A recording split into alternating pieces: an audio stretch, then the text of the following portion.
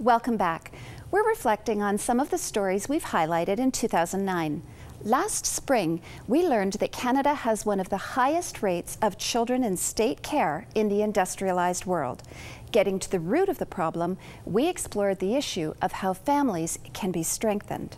So I'm a parent who's overstressed, under-resourced. What do I do?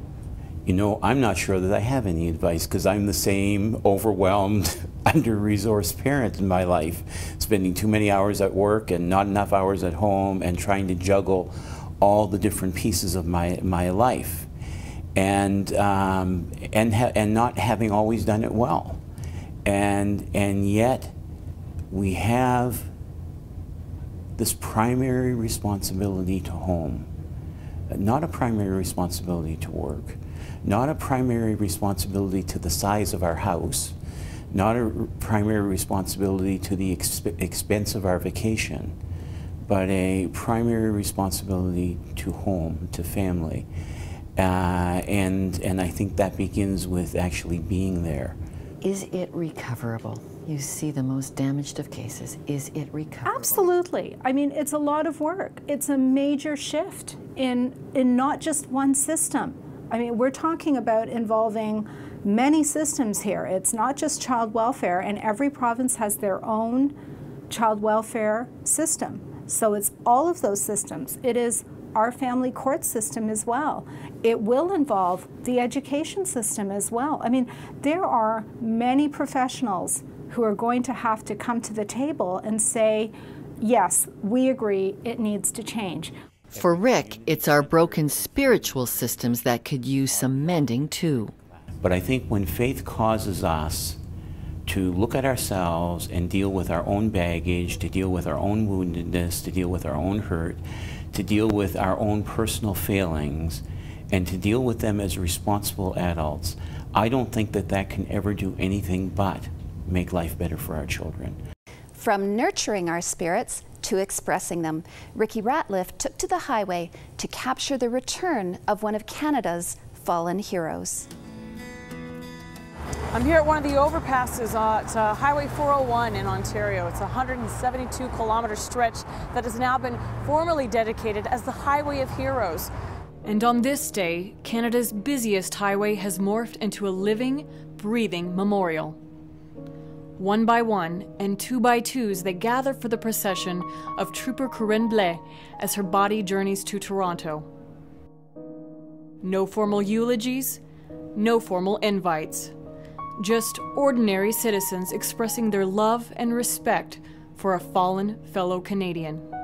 Well, I think the most wonderful thing about the phenomenon that's happened along the highway is that nobody organized it. It's not a program. I mean, it rose from Canadian people themselves as a way to express their support and appreciation to the men and women in uniform. Captain Phil Ralph serves as a military chaplain in the Army. He says it's his faith that compels him to minister to Canada's forces, and it's his faith that sustains him on days like this one. Actually, there are times where I haven't come because it does get. If you're serving, it gets harder. It is a hard place to come to. From the consequences of war to the war between faith and science. In Canada, there was much to-do made over the suitability of Canada's science minister, Gary Goodyear, for his political portfolio. The kerfuffle arose when the minister, who is a devout Christian, refused to confirm in a press interview whether or not he believed in evolution. The friction between science and faith has been felt most south of the border.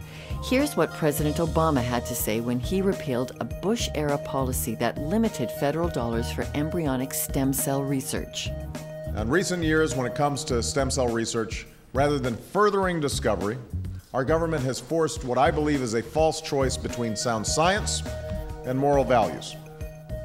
So science is very powerful and useful in its sphere, but there's much more to the world than just what science can discover. And so it needs worldview, faith, your philosophy, your understanding of life to make sense of it.